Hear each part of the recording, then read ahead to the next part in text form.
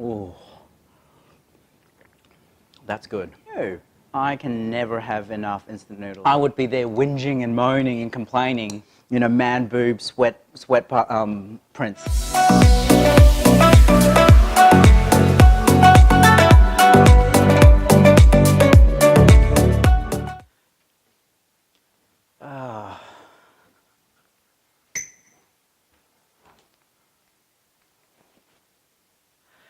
Oh, it's the end of another long working day and I am starving.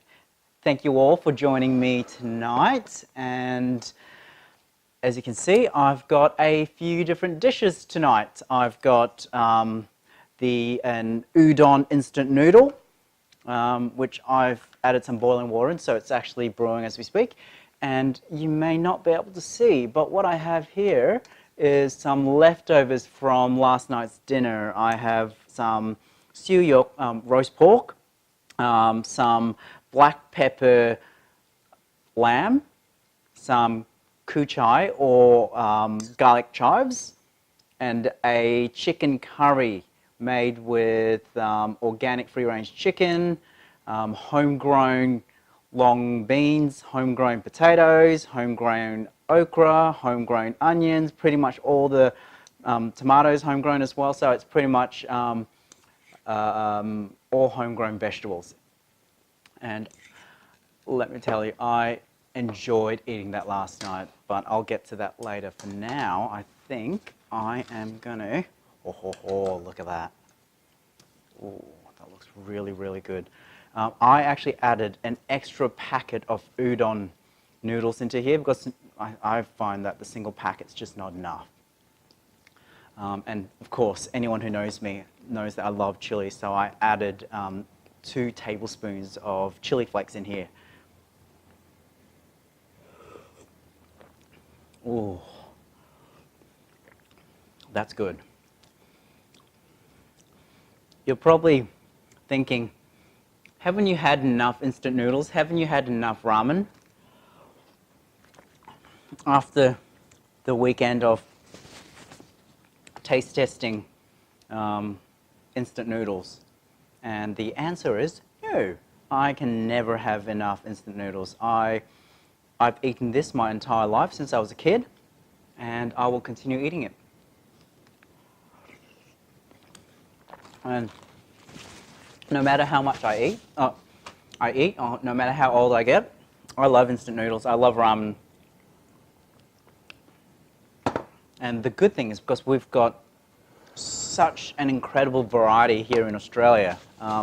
If I tire of one type, I'll just go on to something else. And as you've probably seen in my previous video, the previous video with Leanne and I, we only had the first 20 instant noodles, and I can tell you that we will have at least 3 or 4 episodes of taste testing the instant noodles.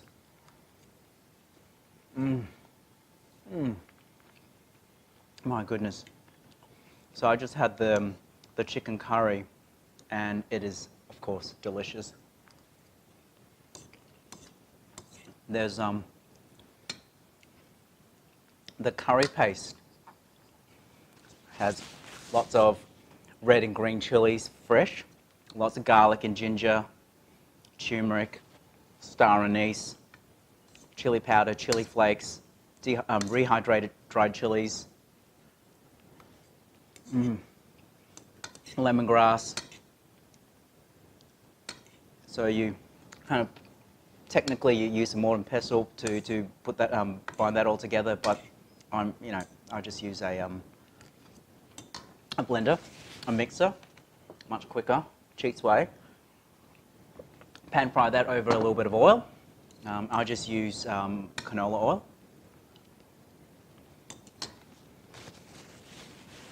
And I add the chicken and the tomatoes, a little bit of water, a little bit of coconut oil, a bit of coconut milk, and then I add all the veggies. Zucchini as well, I forgot. And 20 minutes, everything's done. Absolutely delicious. Oh, that lamb. It's so tender. I know that it's been microwaved, but it is still soft and moist.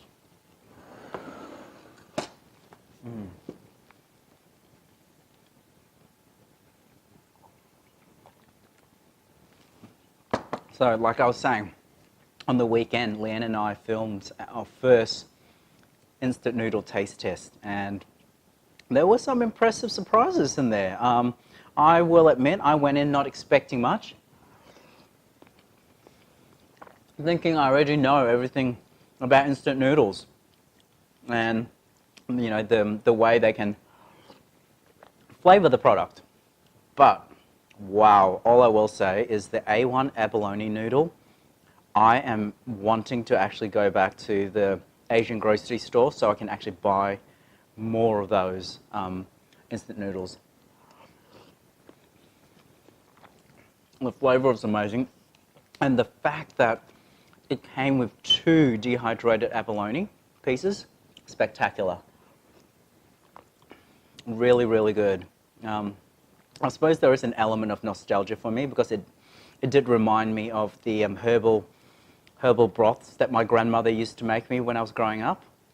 So there is an element of that as well. But if you take that aside, it's still an incredibly flavorful noodle.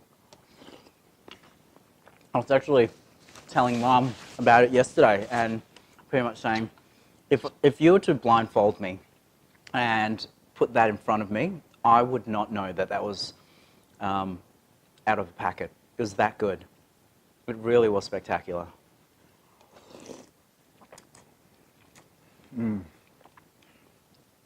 Oh, this is good.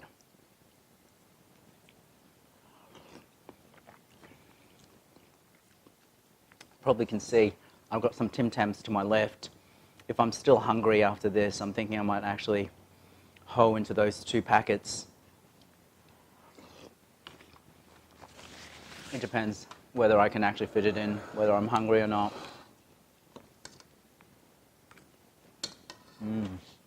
Oh.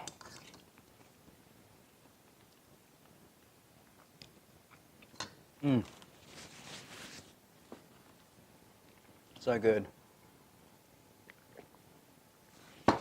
You might have noticed I'm wearing a beanie. Or I've been wearing a beanie the last couple of videos. Apart from having horrible hair, and frankly, after getting home from work and having a shower just to clean up, I really just can't be stuffed putting any products or styling my hair. So, for the sake of you guys, I've just got a beanie on. And it is somewhat chilly as well.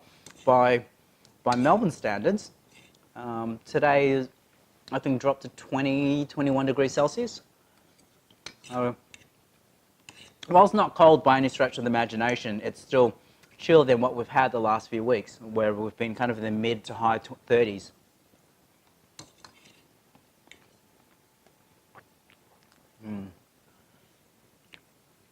So I much prefer the cooler weather. I really struggle.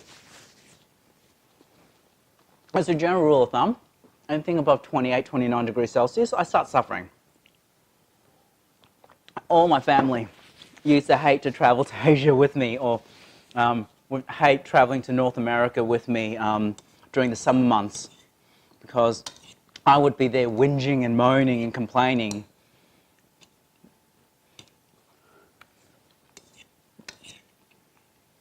I sweat a lot. Obviously, the body's kind of natural mechanism to cool me down. So, I suppose always growing up, I'd be the first to sweat, you know, with wet patch armpits or with sweaty wet back and, you know, man boob sweat prints. It's just not attractive. So, there's always that kind of negative experience growing up. And, you know, now that I have to wear a suit or I've got to wear slacks and a long sleeve shirt for work, it just doesn't help. Also, am a relatively big guy. Relatively high body fat ratio.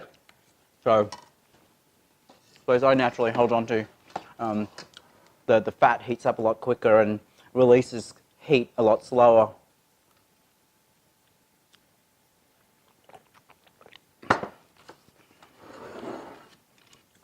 But one thing over the last couple of years, and Leanne and Kit and Mark and Mum will definitely vouch, I've been less whingy. I've become a lot more resilient to higher temperatures. And I suspect that has a lot to do with the fact that I have actually lost a fair bit of weight.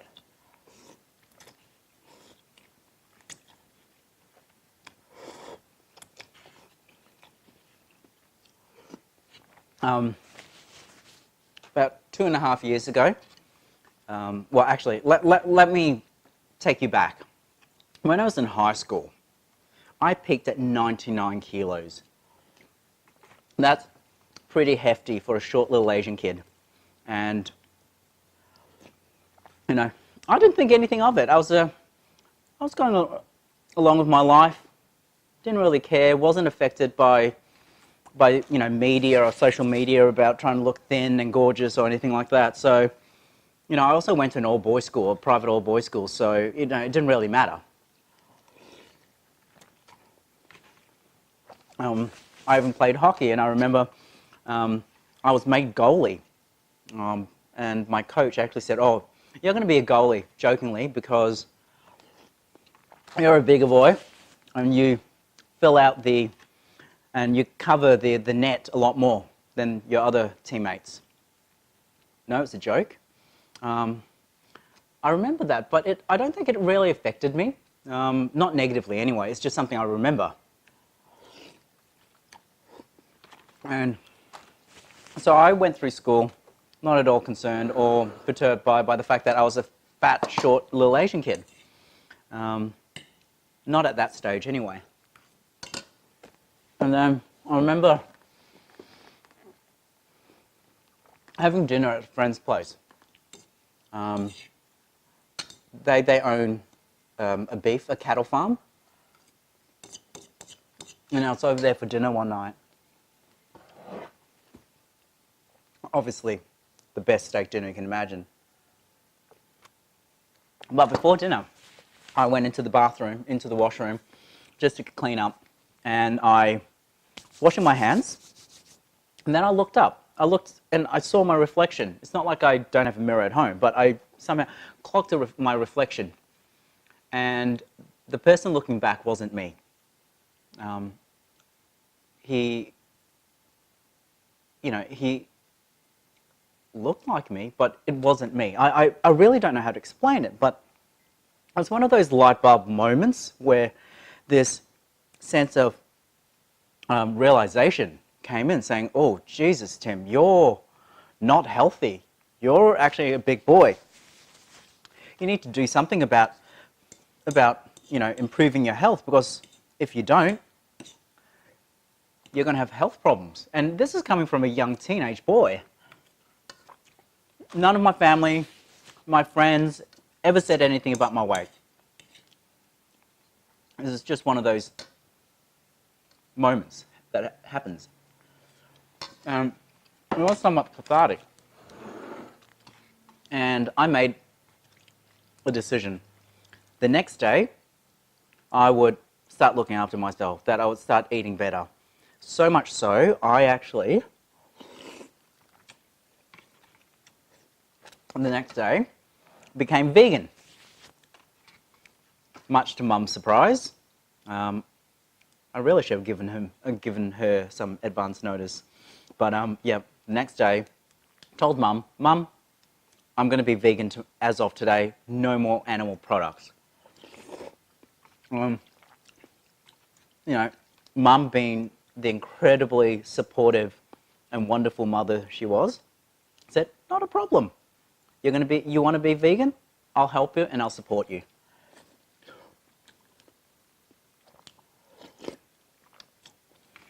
So I was vegan, and the longer I stopped eating sugar and animal products and dairy products, the more weight I lost.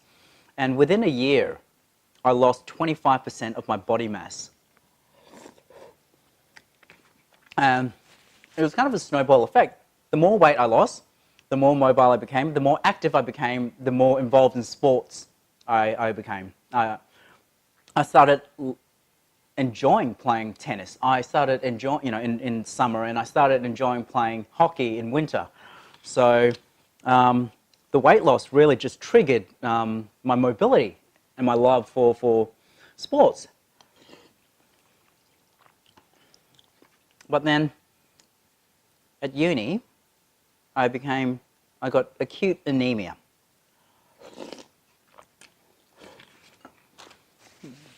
I passed out once when I was on campus, and then I passed out a second time when I was actually filling my car up at the service station. I tried having slow-release iron tablets at Ferrograde. I had iron injections, and even once I think I had a bit of a blood transfusion just to get my iron level up, and nothing worked.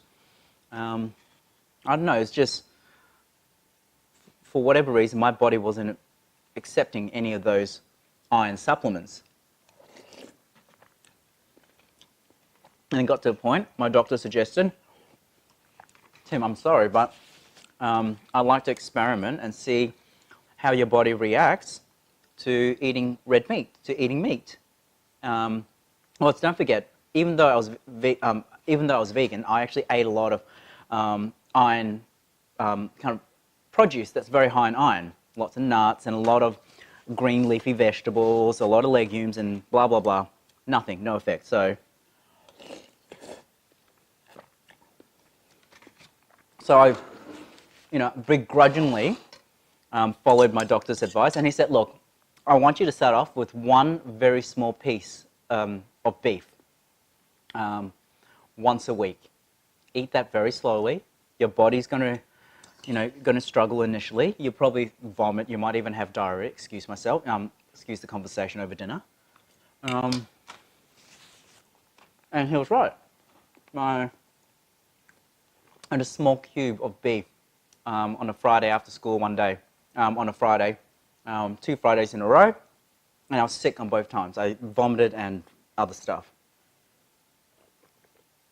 So it wasn't, my body was saying, ugh. But then slowly and surely, my body started handling the meat a little better, and I could actually hold down a small piece of beef. And it's kind of snowballed since then, because I now eat anything that breathes, swims, metabolizes, and I enjoy it with gusto. And lo and behold, my iron deficiency disappeared. My anemia disappeared.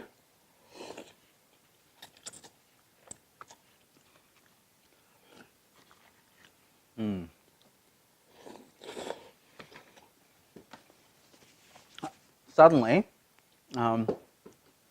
got my energy back, but also I started gaining a bit of weight again. Obviously, the body was eating more fructose, more animal fat, but I didn't really put on an excessive amount of weight. And it's only in the last few years when I worked in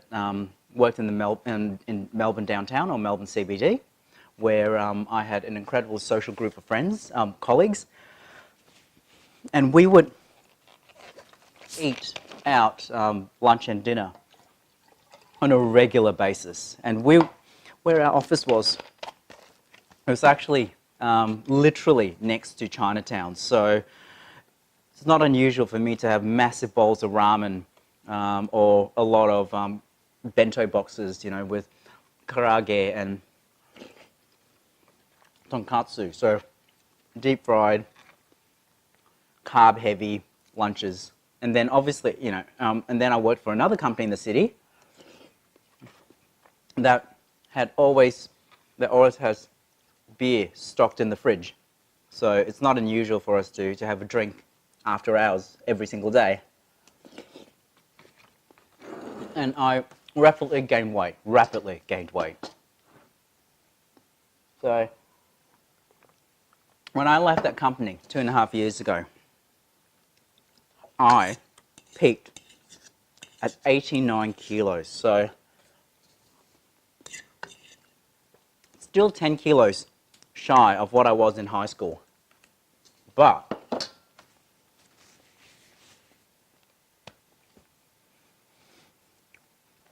still, I'm not a tall guy. I'm pretty short.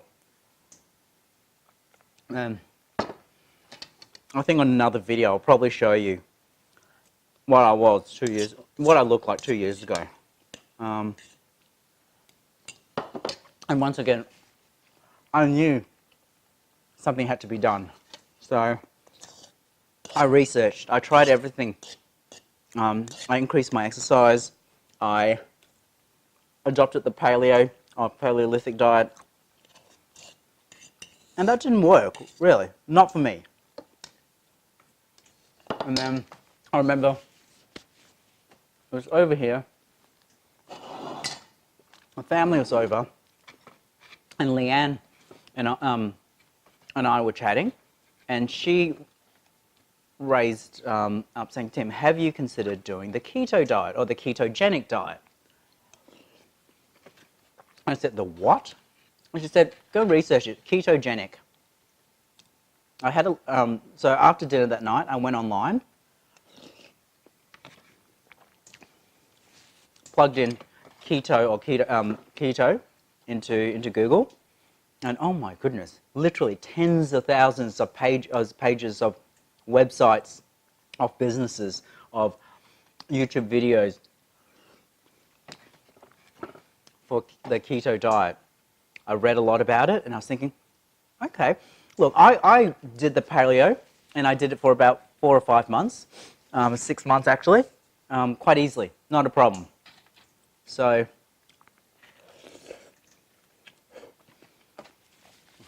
just so you know, when I put my mind to something, I can achieve it, not a problem.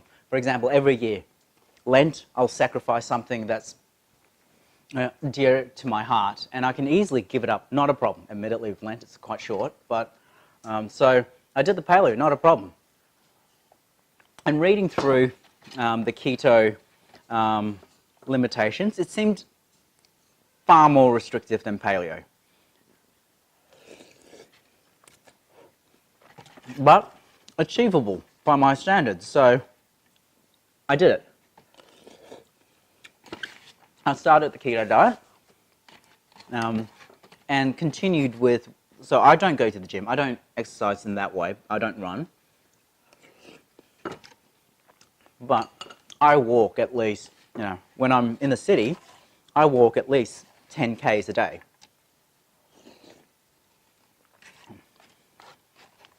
So none of that changed. As expected on the keto diet, the first couple of weeks, you have to get keto adapted. And I actually got what was they term the keto flu.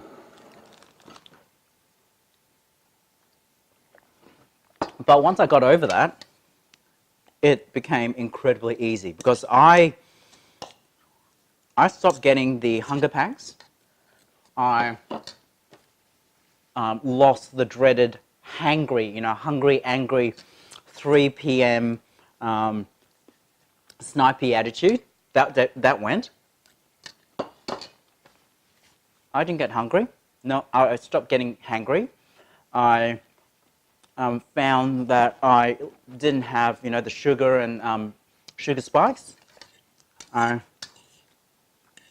what I found surprising, 2 very surprising facts. My energy levels and my attention increased significantly. Oh, I should also add, Apart from the ketogenic diet, I also simultaneously adopted intermittent fasting. So I was on keto and intermittent fasting. So I would only have one meal a day, usually about 5:30 or 6 p.m. or 7 p.m. And that would be my one and only meal a day. I don't have breakfast, I don't have lunch. During the day, I drink a lot of plain water and I drink black coffee, and that's it. And if I desperately need to have something during the day, I'll eat a keto-approved bar that's below 50 calories so that I don't break out of my fast. But anyway, so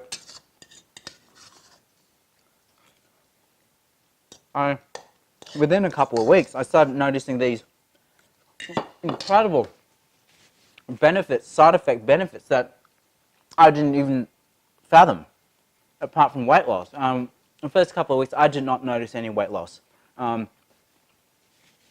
Obviously, the water loss, because now that gluten is out of my system, my body wasn't actually just release all the water weight.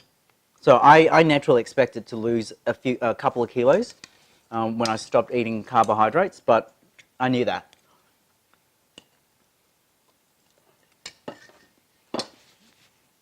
I was on ketogenic for about 6 months. I dropped from 89 kilos to 70 kilos in that period. And then I stopped because Christmas. And I remember I stopped the keto diet 2 days before I attended a very good friend's Christmas, Dutch Christmas party called Sinterklaas.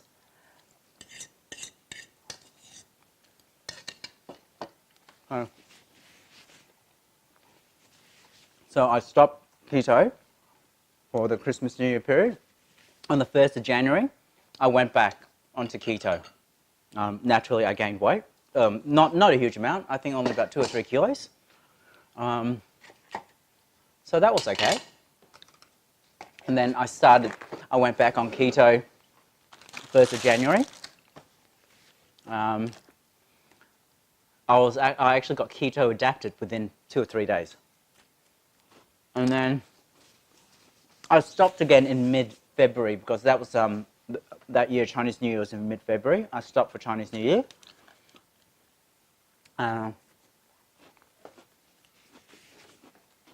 It's only for 2 weeks. And then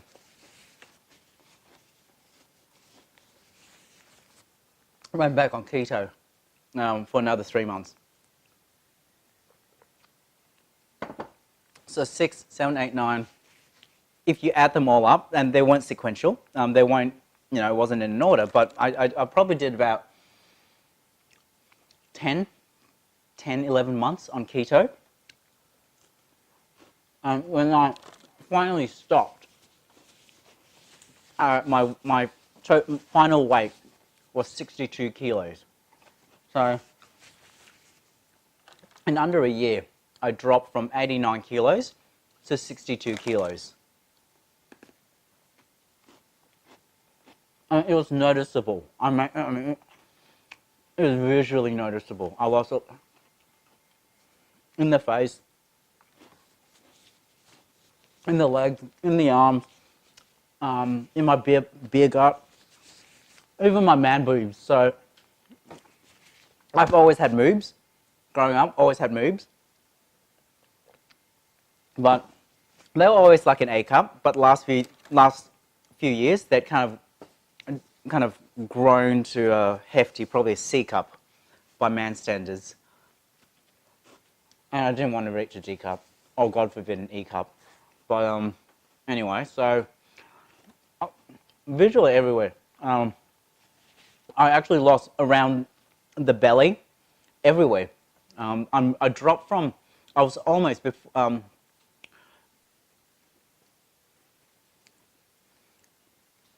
so before I went on keto, I was on the verge before I went on keto, I was on the verge of wearing size 36 pants. That's pretty big. And by the time I finished keto, I stopped keto and intermittent fasting, not only had I dropped to 62 kilos, but I dropped to size 30 trousers, so I dropped 6 sizes.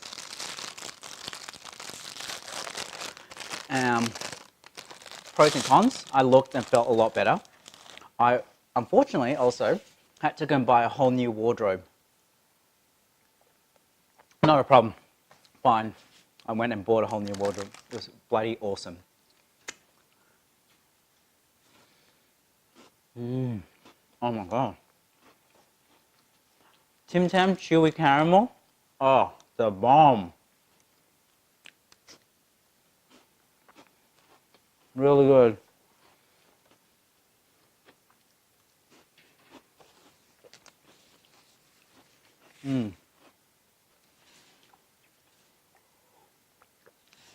But obviously, as you can see, the amount I've been eating, and I eat, I've been putting the weight on.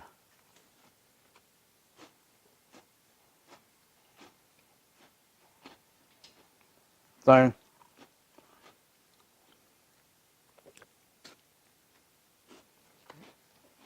I've been eating this, and I use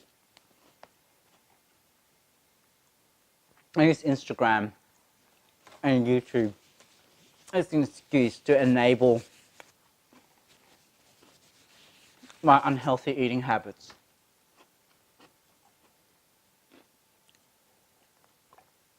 I know the mass quantities of food I eat, the mix of foods I eat, it's not good, it's not healthy.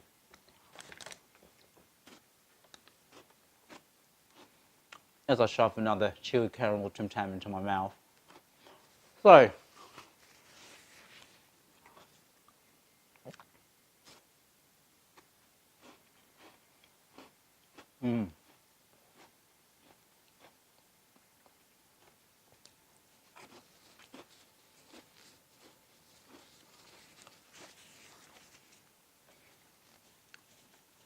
So I've made the decision. When I return from Singapore, I am going to change my lifestyle. I'm going to stop the constant snacking. I'm going to readopt the ketogenic diet. I'm going to readopt the intermittent fasting and increase my exercise and my activity levels. Excuse me. So, to give you an idea, I weighed myself today and I'm 66 kilos. So I've increased by 4 kilos since I went off the keto diet. And you might be thinking, oh, 4 kilos is not excessive. That's fine. That's water weight. That's your natural body weight variation. Well, let me tell you, it's not just weight. It's fat as well, because size 30 trousers that I could wear when I stopped keto, whilst I can still wear it, is now tight and it's uncomfortable. And frankly, I cannot afford to go and buy another whole set of wardrobe or clothes. So apart from obviously the health benefits, I need to ensure I don't spend any more money on clothes. Well, not till I actually go to London and Scotland when I visit England and Scotland later this year. But, so, that's what's going to happen. When I get back from Singapore, Singapore will be my last culinary splurgy experience. After that, I'm back onto keto, till I obviously head over to Scotland and England, at which time I'll be eating and drinking to my heart's content. Yes, this needs to be done. So I finished eating for tonight. Thank you all for joining me. If you enjoyed your meal, please hit the like button and leave a comment. If you're new to my channel, please subscribe. And I look forward to having dinner with you, lunch with you, breakfast with you, another time. Have a good night, everyone. Hooroo!